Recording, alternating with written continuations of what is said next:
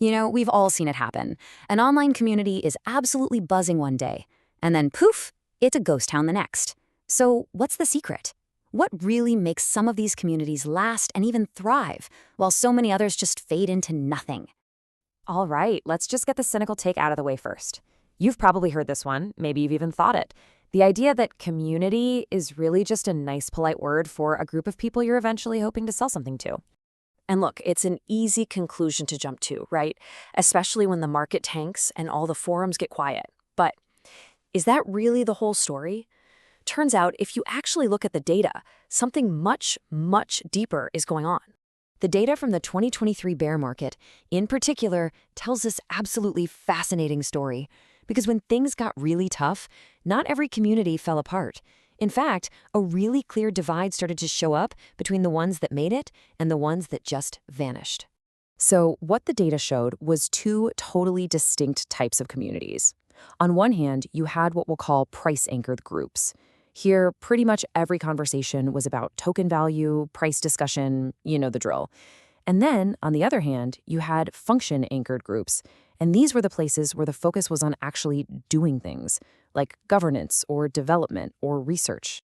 And the results, they were just dramatic. The price focus groups, their retention just plummeted. We're talking only 10 to 20% of people stuck around.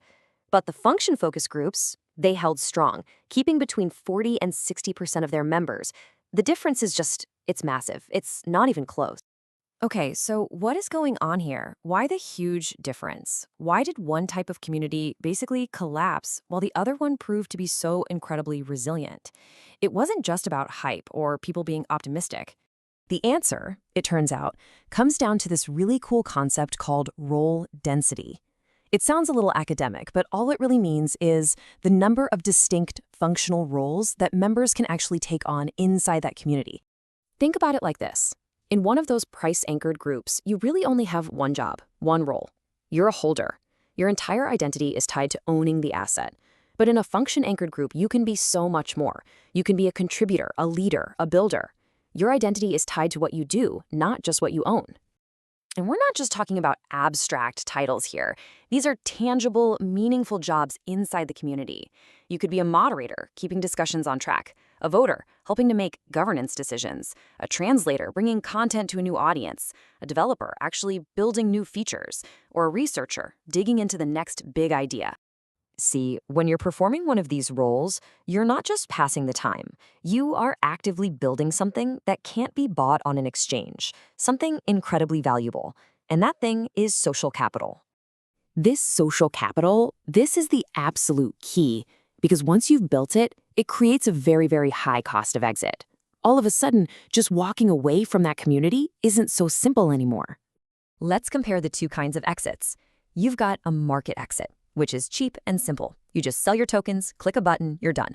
But a community exit, leaving a group where you've actually invested your time and your effort, well, that gets expensive, and it gets complicated. But what does expensive really mean here? Obviously, we're not talking about money. So what is it that you're actually losing that makes it so hard to just pack up and leave? Well, you lose the reputation you might have spent months, maybe even years building. You lose that network of peers and friends you've made. You lose your whole history within the group.